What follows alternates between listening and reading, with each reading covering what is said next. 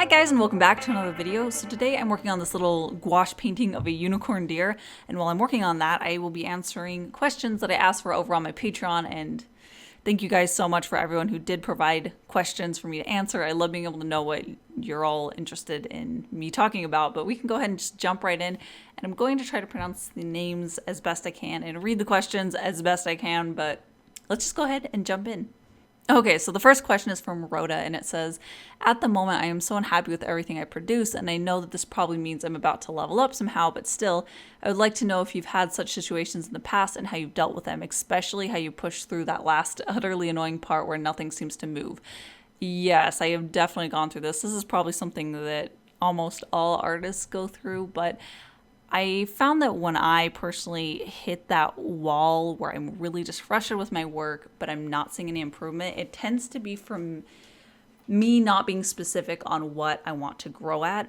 It oftentimes happens when I'm looking at my whole body of work, say it's my portfolio or even just my entire process of creating artwork, and I look at it and I think this just isn't good enough. Every single thing isn't good enough. The drawing's not good enough. My technique's not good enough. The style's not good enough. On and on. And ultimately it ends up being extremely overwhelming. So I just feel like I'm running into a wall. I'm not able to progress because I'm giving myself so many things that I can't work on simultaneously. So I found that when I'm realizing that I'm having those really frustrated, negative feelings towards my artwork, and it's not actually helping me improve, what I need to do is I need to take a step back and think very analytically about it. I start making lists of what specifically do I want my art to look like and what specifically do I not like about what I'm creating now. And then I'll choose one specific thing and I'll try to see if I can make a painting that fits that fixes that thing that I didn't like or adds what I do like, and see if I can get a handle on that. And I build up on that. So basically I don't really have a great perfect answer, but for me it comes down to just being able to break down my artwork and where I want to go with it and give myself little stepping stones rather than one huge leap that there's no way that I can make in one painting. And Crystal asks, who are some of your favorite YouTube, Instagram artists that you follow? And here I'm definitely going to pronounce some weird, so excuse me for that, but one of my favorite YouTube artists is Leoba Bruckner. Wow, I'm so sorry. But I will link that down below. I love her videos. She's on Instagram as well as YouTube, but she creates very informative videos and she works in a lot of different mediums from oil to watercolors. I just love watching her videos. They're really pleasant. But a few of my Instagram favorite artists I like to follow is, of course, Wiley Beckert. She's one of my favorite all-time artists. And Stefari's pretty great. I love her stuff. And Scott M. Fisher, I love his work. But I'll link all that down below. I have lots more too, but those are some little highlights. And Ren asks, how do you push through art block? So this is definitely something that I have not perfectly solved, but for me it tends to show itself in a way where I just feel really creatively drained and I don't have any ideas. And oftentimes that comes where I'm trying to sketch out an idea for a specific thing and nothing is working. And I feel very frustrated because I'm putting in all this time and effort and getting literally nothing to show for it. And it makes me feel really, again, frustrated, which makes me feel worse about drawing. So when I get to that point, I take a step back and I go and do some study practice of figure drawing, even if it's something specific like hands or things that I do need to work on. And that instantly gives me this feeling of satisfaction and improvement. And that makes me feel good, like I didn't waste my time. And that good feeling of drawing and attaching that tends to help me crawl out of that hole a little bit. And Melissa asks, have you ever done any freelance work with your art, or have you worked for a studio or company as well?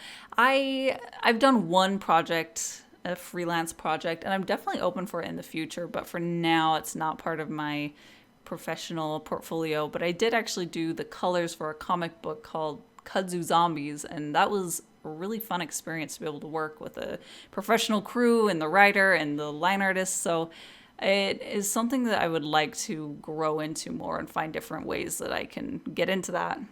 And Cosmic Crimson asks, do you ever experience hand pain, and what do you do to take care of your dominant hand when this happens? Actually, most of my hand pain comes from my non-dominant hand, and that's because I use the hotkeys on the side of my tablet when I'm working digitally, or pretty much any process. There's a point in the art process that I'm working on my tablet, but it does really stress out my hand and my elbow on that arm. And when that happens, I don't really have a good solution to it yet. I try to look up hand massages that I can do online. I also try to be more gentle on my hand, particularly when I'm doing that.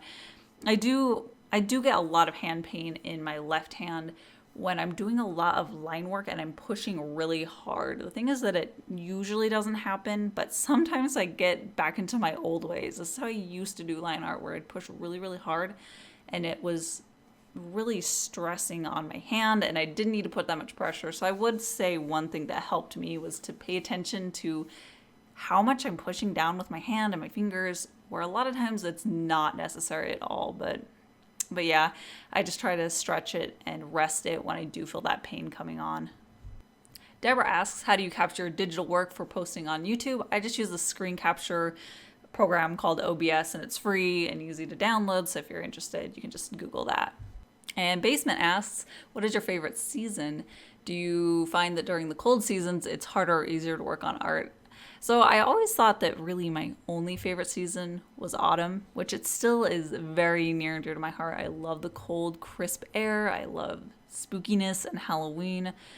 But I also really love spring. Now that we've gone through spring, or currently going through spring, I just love that change, that feeling where it's not quite one season or the other. That's my favorite time. But I definitely have a harder time in winter feeling as motivated, but I also find that I actually work better when it's dark outside. I don't know what it is, but the sun just makes me super sleepy. So I guess in a lot of ways, when it's winter and it's darker and it happens sooner, I have more hours of where I feel really hyper focused on drawing and art. But during the daytime, I feel less motivated. So I don't know. That's kind of an interesting question. I haven't really paid as much attention to how the seasons affect me as much as the sun affects how I feel like drawing. Eliandra asked, do you ever have the urge to create but lack any direction to let that energy out? How do you deal with this? I absolutely do, all the time. I find that the thing that I struggle with the most artistically is coming up with ideas, unfortunately. But I find that when I just feel really like I just want to draw, but I don't know how to do it or how to be creative, that's usually when I just let myself indulge on the things that I love to draw. I'll sit down and I'll find some references of some faces and some really fun looking hair to draw, and I'll work on their eyes and their hair for as long as I want. I pretty much, whenever I'm sketching, I'm trying to be as thoughtful about what things I want to improve on, what things that I need to put in to add variety to my portfolio. So I put all these extra boundaries on, but when I'm feeling like I really want to draw, don't know what I want to draw, I don't know how to make it happen, that's when I just pare back all of these requirements that I give myself and just focus on the things that I pretty much always love drawing, and that's eyes and hair. And Harriet asked, I've been watching through some of your older videos, particularly the ones where you talked about making a comic or a graphic novel. Do you have any advice about creating characters and settings that you can tell a story longer than a single picture with? Also, I'd love to see some videos or hear you talk about initial character design and sketching process. I would definitely like to make videos on those topics in the future, so thanks for that suggestion. And for the rest of the question, I wish I had better things to talk about. Those are like the key things that I really want out of my artwork, and I say it all the time, but I never make myself figure it out. So I think that's one of those like shameful shortcomings that I have when I look at my own portfolio and my own process. It's like, yes, every time I look at where I want to go with my art, it comes down to I want to create stories and I want to create in-depth characters and I want to create a graphic novel, and I don't do it and I don't make it happen. So yeah, I don't have great advice on that. I think I'm really starting at the beginning on all of that, but I am excited to be able to start making that happen a little bit more. When I am creating characters though, even though they are just one-offs in each illustration, I do love to just sit for a little bit and think about them and who they are and how they like to dress themselves, what is happening in their life story. And I don't usually go that in depth, but it is really fun just to think about where they would be in a story and what kind of a character they are, and then build an illustration around that. I especially love being able to include little cryptic details that hint at something more happening, something oftentimes fantastical. But yeah, that's something that I've always loved in art and somehow have never really achieved it or even pushed myself in that direction yet. Stars Never Die asked, how do you make prints that you sell? Do you use a printing company or print yourself? How much work and money goes into the whole process of printing and shipping? And do you pay for a web address? So there's a lot of questions here. I'll kind of break it down a little bit. Printing, yes, I print for myself. I print myself. That's what I'm trying to say.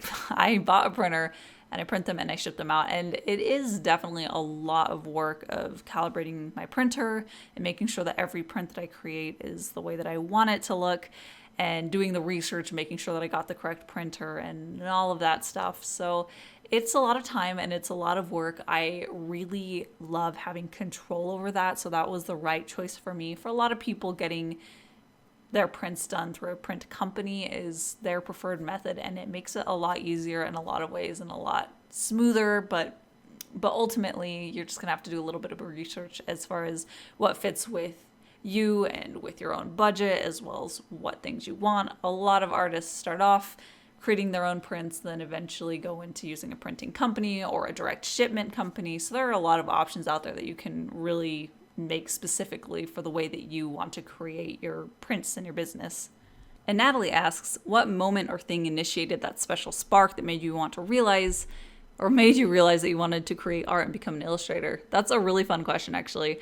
I don't think there was a point where I wasn't drawing and then I was because of that. I was always drawing, but there are a few key points in my childhood that I remember that really steered me into this direction of wanting to be an artist. But one of the key things that I remember just being this incredibly magical experience, but in middle school, very early middle school, so I think I was actually 11 or 12 maybe at this time, because I went to a school that started middle school way earlier. That is totally another story. But I was drawing in class, and this other student was looking at what I was drawing, and they said, hey, you should go check out Elfwood. It's a website, and they're like, your art would be pretty cool over there. So I was like, what is that? This is before I had any real concept of the internet. I barely used our computer. Pretty much no one in my family used our computer. So I had no concept of what was available. So I went and I looked it up, and it was just this door that opened to this huge world of possibilities of art and art techniques and different products that you can use to create your art that I had no idea about. I was just living in this little box of my own creations at that point. I was looking at TV shows that I loved and these little game manuals that I got and games that my brothers had and I had, and then suddenly it was all of these amazing pieces of artwork out there, and it just instantly struck this desire to learn as much as I could and to be part of that. I remember specifically finding artwork that was done in Photoshop, and I had no idea what that was. I couldn't figure out what they were using to get such beautifully flat colors, and I tried to figure it out, and that's when I learned about Photoshop, and that's also where I learned about inking your artwork and using micron pens or that sort of thing. So it was just this really amazing and magical point in my life where I was going down all these different avenues of learning about this thing that I was already really passionate about. And the final question is from Amanda, and she asked, how did you first start selling your art online? I started selling it very timidly. I started where I was posting my artwork to YouTube. That was actually really my first experience on putting my art online ever, actually, which is kind of unusual for most artists in the digital age, but it was probably about a year-ish into that. I was thinking about creating a store for a while and having prints on there, but I was just really nervous about it because I didn't feel like I was ready for it. I didn't feel like my artwork was ready for it, but eventually I opened it I had some prints on there, and it just slowly built up over time. It was a good leap to finally take, and if you're thinking about it, I definitely suggest opening up a little shop. You can use Etsy or Store Envy. Those are free to start your stores on there, but yeah, just start. Put things on there and see what happens. And that is it for today. Sorry about the huge mess behind me. It is way too late to worry about cleaning that desk, but yeah, that's it. I do have the original painting available at my shop, so if you'd like to check that out, there's a link in the description. There's also a link to my Patreon where I put some behind the scenes content and special stuff over there. But yeah, that is, like I said, pretty much it. I do have my new P.O. box listed down in the description, so if you wanted to send something that is correct and updated. But that's it for today. I'll see you guys on Saturday for my next video. Thank you so much for watching, and I'll see you then.